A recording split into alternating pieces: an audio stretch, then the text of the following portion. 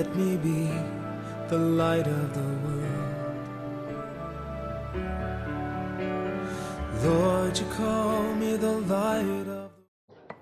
여러분, 우리는 연약한 존재들입니다. 그래서 서로 상처를 주고 상처를 받기도 합니다.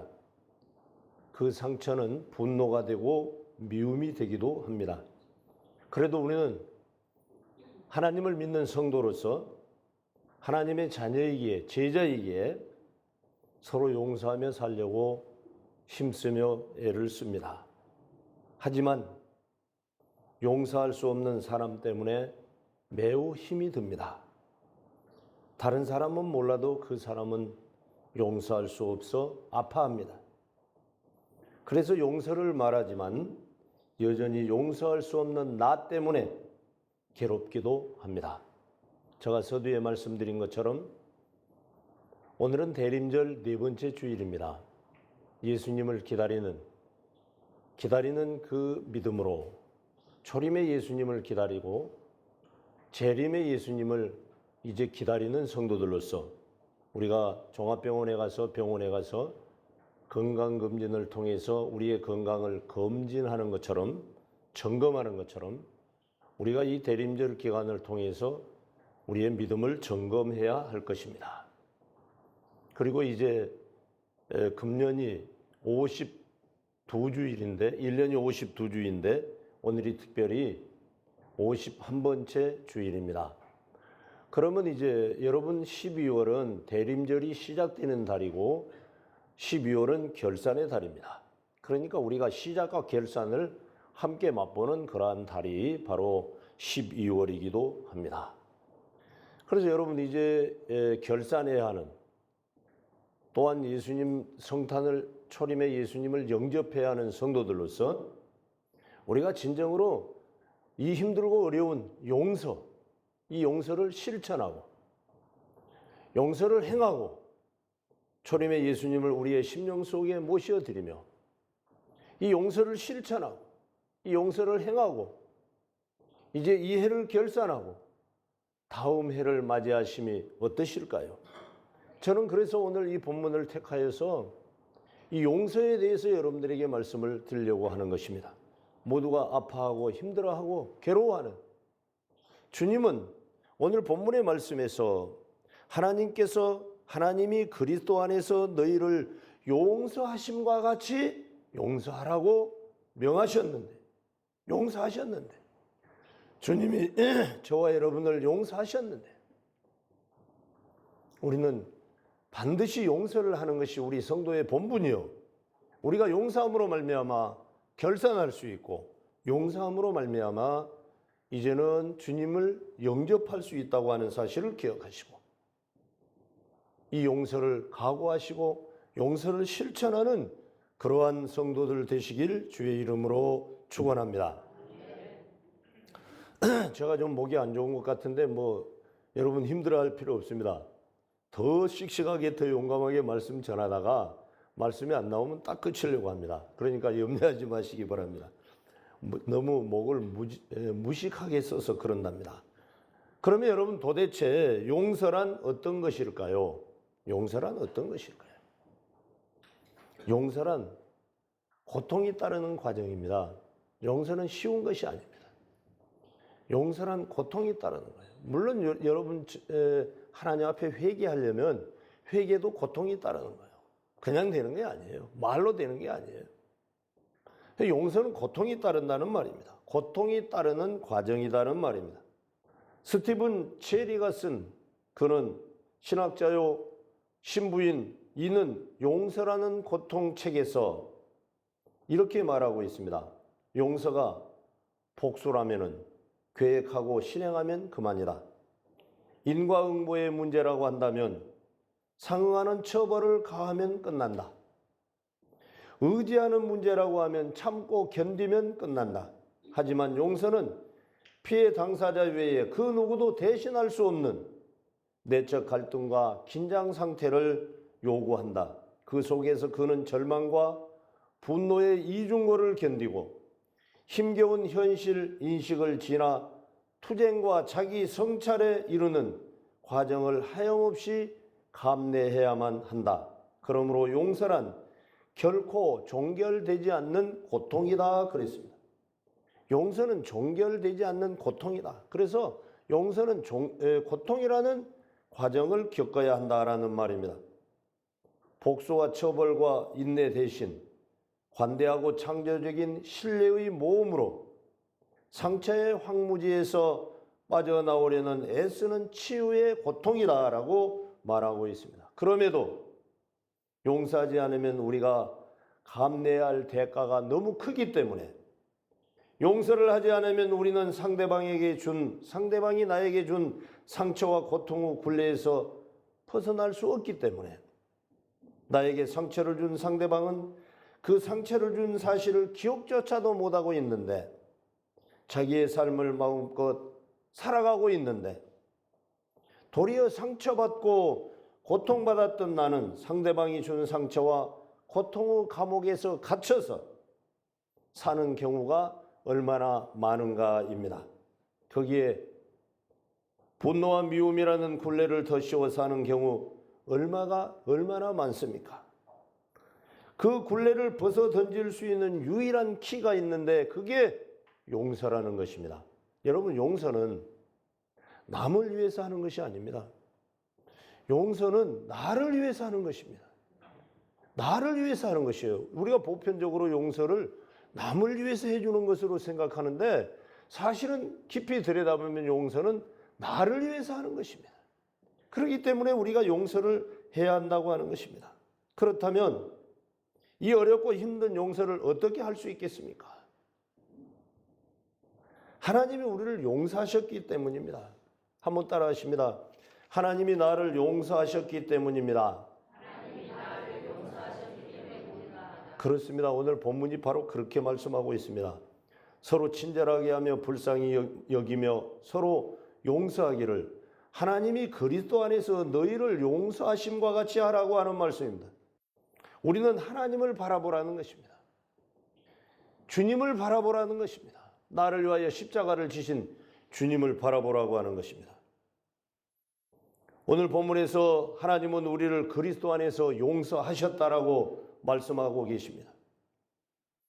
우리는 하나님의 용서를 받은 자라고 말씀하고 계십니다. 여기서 용서하다라고 하는 말은 카리조마이라고 하는 말인데 카리스에서 유래한 말입니다. 자비롭게 주다, 값없이 주다, 용서하다는 그러한 의미입니다. 하나님께서 우리에게 자비를 베푸셨고 하나님께서 우리에게 값없이 주셨고 하나님께서 우리를 용서해 주셨다는 것입니다. 미가서 7장 18절 말씀은 이렇게 말씀합니다. 주와 같은 신이 어디 있으리이까? 주께서는 죄악과 그 기업에 남은 자의 허물을 사하시며 인애를 기뻐하심으로 진노를 오래 품지 아니하시나이다. 하나님 같은 분이 어디 있는가? 하나님은 우리의 죄악과 허물을 용서하시며 인애를 기뻐하시며 진노를 오래 품지 않으시는 분이라고 하는 말씀입니다. 주님은 우리의 마음을 아프게 하고 우리를 계속 배반하였던 주님을 계속 배반하고 비방하였던 이스라엘을 향하여 그들을 품고 용서하시는 주님의 마음을 지금 애타게 표현하고 있는 그러한 말씀입니다. 호세아 11장 8절은 이렇게 말씀합니다. 에브라임이여 내가 어찌 너를 놓겠느냐? 이스라엘이여 내가 어찌 너를 버리겠느냐? 내가 어찌 너를 아드마같이 놓겠느냐? 어찌 너를 보스임같이 두겠느냐? 내 마음이 내 속에서 돌이켜 나의 긍휼이 온전히 불붙듯 하도다.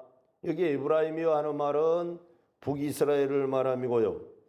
여러분, 아드마나 보스임 같은 말은 무슨 말인가 하면 소돔과 고모라와 같은 운명에 처하지 않게 해주겠다라는 그러한 말씀입니다.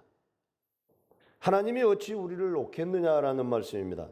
왜냐하면 하나님의 마음은 우리의 죄에 대한 분노보다 우리를 사랑하시는 마음이 더 크다라는 그러한 말씀입니다. 우리를 향한 긍휼하심 때문에 뜨겁게 하나님은 불타오른다는 것입니다. 예수님을 부인했던 베드로를 용서하신 주님입니다. 주님이 겟세마네 동산에서 붙잡혔던 그날 밤 제자들은 뿔뿔이 다 흩어져 버렸습니다. 주님은 유대 병정들에게 끌려갑니다. 대제사장 뜰에서 불법 재판을 받게 됩니다.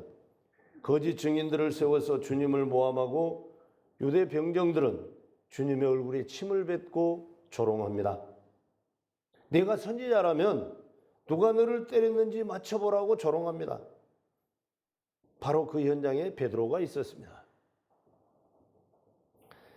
주님이 죽기까지 따르겠다고 고백하고 다짐했던 베드로가 그 누구보다도 주님을 더 잘 알고 따랐던, 더 사랑했던 베드로가 이제 어린 소녀의 지적에 의해서 주님을 배반합니다. 그리고 맹세하며 배반합니다. 저주하며 배반합니다. 그것도 한 번이 아니라 3번이나 배반하지 않습니까? 그때 모욕을 당하던 주님의 눈길이 부인하는 베드로를 향하여 눈길이 맞추어집니다. 그러니까 베드로는 뛰쳐나가 통곡하며 울며 회개를 합니다. 주님이 바라보시던 그 눈길, 어떻게 했기에 베드로가 무너졌을까요? 아마 주님은 눈을 마주치면서 베드로야, 얼마나 두렵고 힘이 드냐? 그래, 너의 그 두려움을 내가 알고 있단다. 베드로야, 너가 두려워 나를 부인하지만 나는 너를 사랑하든 너는 나를 사랑하든 그 내 진심을 알고 있단다. 베드로야, 그래도 나는 너를 사랑한단다. 그런 너를 용서하고 이해한단다. 주님의 따스한 눈길이, 그 주님의 용서의 그 눈길이 주님을 부인하던 베드로와 부딪힌 것이에요. 그렇습니다. 베드로는 얼마나 힘들고 괴로웠을까요? 얼마나 자기 자신이 미웠을까요? 싫었을까요? 그러기에 주님을 기다리던 갈릴리 바닷가에서 다른 제자들을 충동하여 내버렸던 그물을 다시 들고 바다에 나가서 조업을 합니다. 그런 현장에 주님이 찾아오십니다. 밤새도록 헛수고하고 빈 그물을 가지고 들어오는 그들을 향하여 그물을 배 오른편에 던져라. 고기를 배에 가득 잡게 만듭니다. 아침 조반을 준비하고 베드로를 만나 주십니다. 못 박힌 그의 손, 못자국 난 그의 손을 그에게 만지도록 허락하십니다. 창자국 난 가슴으로 그를 안아주십니다. 베드로야, 네가 나를 사랑하느냐라고 묻습니다. 그런데 베드로는 주님께 답변을 합니다. 또 네가 나를 다른 사람들보다 사랑하느냐라고 묻습니다. 3번째 또 묻습니다. 3번 부인한 베드로를 3번이나 네가 다른 사람들보다 나를 더 사랑하느냐고 묻습니다. 내가 주님을 사랑하는 줄을 주님이 아시나요라고 답변합니다. 베드로야, 내 어린 양을 먹이라, 내 양을 치라, 내 양을 먹이라. 그 용서의 가슴으로 베드로를 수제자의 자리로 회복해 주십니다. 주님은 용서해 주십니다. 그를 덮어주셨습니다. 그를 책망하지 않았습니다. 왜? 그가 가야 할 길이 너무나 험난하고 그가 주님을 위하여 감당해야 할 사명이 너무나 크기에 그를 용서하시고 수제자의 자리로 회복해 주셨던 것입니다. 이것이 주님이 저와 여러분에게 주신 용서입니다. 여러분, 베드로는 바로 저와 여러분입니다. 우리의 삶 속에서 주님을 부인하고 주님을 향하여 바라다 보지 못하고 눈 감아버렸던, 사람의 눈을 의식하고 하나님을 의식하지 않았고 사람의 눈은 무서웠으나 주님을 의식하지 않았던 우리의 삶이 얼마나 많았습니까? 저와 여러분을 향하여 누구누구야? 너가 다른 사람들보다 나를 더 사랑하느냐고 이 시간에 묻고 있는 것입니다. 베드로가 나쁜 사람이 아니요, 우리는 베드로보다 더 나쁜 사람이었고 더 부인했고 더 저주했던 사람들이었습니다. 그러기에 이 시간에 누구누구야? 네가 다른 사람들보다 나를 더 사랑하느냐고 묻고 계시는 것입니다. 그 주님이 십자가를 져주심으로 저와 여러분의 죄를 다 용서하시고 빼앗겼던 하나님의 형상을 회복시켜 주시고 무너졌던 우리의 자리를 회복해 주셨다는 사실을 믿고 감사하시길 주의 이름으로 축원합니다. 바울을 용서해 주신 주님이십니다. 베드로를 품으셨던 주님께서 바울도 품어 주셨습니다. 스데반 참으로 신실한 제자, 순수한 집사님의 순교의 현장의 총책임자는 사도 바울이었습니다. 그들이 옷을 벗어서 사울이라는 청년의 발 앞에 던졌다 그랬습니다. 총책임자는 사울이었습니다. 스데반의 돌무더기가 되어 순교하는 그 현장의 책임자가 사울이었다는 말입니다. 그것으로 부족해가지고 대제사장의 공문을 받아가지고 살기가 등등하여 다메섹으로 예수 믿는 사람들을 잡아서 옥에 가두려고 쫓아갑니다. 그런 사울을 찾아오신 주님이십니다. 주님이 뭐라고 말합니까? 정오의 햇빛보다 더 밝은 빛으로 그를 비춰버립니다. 그는 쓰러져 버립니다. 사울아 사울아 네가 어찌하여 나를 박해하느냐 핍박하느냐. 주여 니시오니까 나는 내가 핍박하는 예수라. 그 빛으로 사울을 감싸 주시며 다가오시는 주님 앞에 사울은 거꾸로지고 말았습니다. 여러분, 그런데 주님은 사울을 책망하지 않습니다. 그 사울을 이제 제자 삼으셔서 그를 만나 주시고 그에게 사명을 감당케 하시는데 그가 앞으로 담당해야 할 일이, 그가 당해야 할 일들이 너무나 크기 때문에 그에게 사명을 감당케 해주시고 그를 용서하셔서 바울로서 예수님 이후에 어떻게 예수님과 비교할 수 있겠습니까? 여러분, 저와 여러분을 용서해 주시기 위하여, 저와 여러분을 구속해 주시기 위하여 아들의 그 절규를 외면해야 했고 그 아들의 절규를 모른 척 해야 됐다고 하는 사실입니다. 저와 여러분을 십자가에서 구속하시기 위하여 그 억만 가지 죄악 중에서 저희들의 죄악을 용서해 주기 위하여 예수님의 그 절규를 외면하셨다고 하는 사실입니다. 주님을 십자가에 내어주셨다는 사실입니다. 그래서 저와 여러분을 용서해 주셨다는 사실입니다. 그러기에 저와 여러분도 용서해 주라고 하는 것입니다. 하나님께서 자기의 외아들을 통해서 십자가를 통해서 저와 여러분을 사랑하시고 용서해 주셨기 때문에 용서하라는 거예요. 여러분, 그냥 용서하라는 것이 아니에요. 여러분, 그렇다면 저와 여러분은 어떻게 살아야 할까요? 저와 여러분은 어떻게 살아야 할까요? 용서가 그렇게 힘듭니까? 용서가 그렇게 안 됩니까? 용서가 그렇게 무겁습니까? 목사님은 뭣도 모르고 용서하라고 그런다 그럽니까? 아닙니다. 하나님이 그리스도 안에서 저와 여러분을 용서하셨습니다. 저와 여러분을 위하여 독생자를 십자가에 못 박으셨습니다. 그러기 때문에 용서하라고 하는 것입니다. 그냥 용서하라고 하는 것이 아닙니다. 그러기 때문에 용서하라고 하시는 것이에요. 그러기 때문에. 그렇습니다. 한번 따라 하십니다. 서로 용서하자. 서로 용서하자. 오늘 본문이 바로 그 말씀입니다. 친절하게 하며 불쌍히 여기며 서로 용서하기를 하나님이 그리스도 안에서 너희를 용서하심과 같이 하라 그랬습니다. 그렇습니다. 서로 불쌍히 여기고 서로 친절하며, 왜 불쌍히 여겨야 합니까? 우리는 자신이 부족하면서도 상대방은 완벽하기를 원합니다. 그리고 상대방은 완벽한 가운데서 나를 대한다고 생각합니다. 그래서 상대방의 말이나 행동은 모든 상대방이 의도한 것이라고 생각합니다. 그러니까 우리는 더 분노하고 용서할 수가 없다는 것입니다. 하지만 내가 부족하고 실수가 있는 것처럼 상대방도 부족하고 실수가 있다고 생각한다면 여유가 생기는 것입니다.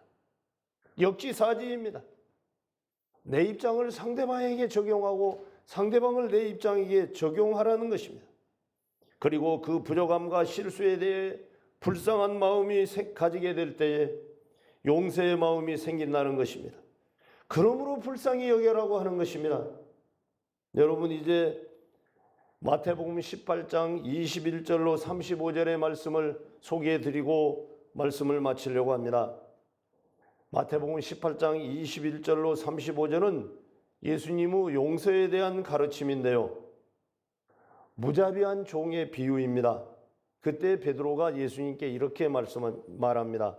주여, 형제가 내게 죄를 범하면 몇 번이나 용서해 주리이까? 7번까지입니까? 하고 베드로가 묻습니다. 7번까지입니까? 그러니까 예수님께서 대답합니다. 7번뿐만이 아니라 7번을 70번까지라도 할지니라. 7번을 70번까지라도 할지니라. 여러분, 2019년을 결산해야 합니다. 이제 대림절에 예수님을 맞이해야 합니다. 용서하지 않고는 예수님을 맞이할 수가 없습니다. 용서하지 않고는 결산할 수가 없습니다. 용서하지 않고는 우리가 하나님 앞에 용서를 받을 수가 없습니다. 여러분, 우리가 형제를 용서하지 않고는 하나님께서 그리스도 안에서 우리를 용서해 주신 십자가의 용서가 무효가 됩니다. 그 십자가의 보혈이 무효가 됩니다. 그렇다면 우리는 용서하지 않을 수 있을까요? 여러분, 우리의 용서가 우리의 구속과 맞바꿀 수 있을까요? 그렇습니다. 예수님은 7번입니까? 라고 우쭐대는 베드로를 향하여 7번을 70번씩 하라 그랬습니다. 그러면 77은 49, 490번을 말함입니까? 할 수 있는 데까지 하라는 것입니다. 할 수 있는 데까지 하라. 그러면서 예수님은 바로 악한 종의 비유를 말씀하고 있습니다. 마태복음에서는. 그렇습니다.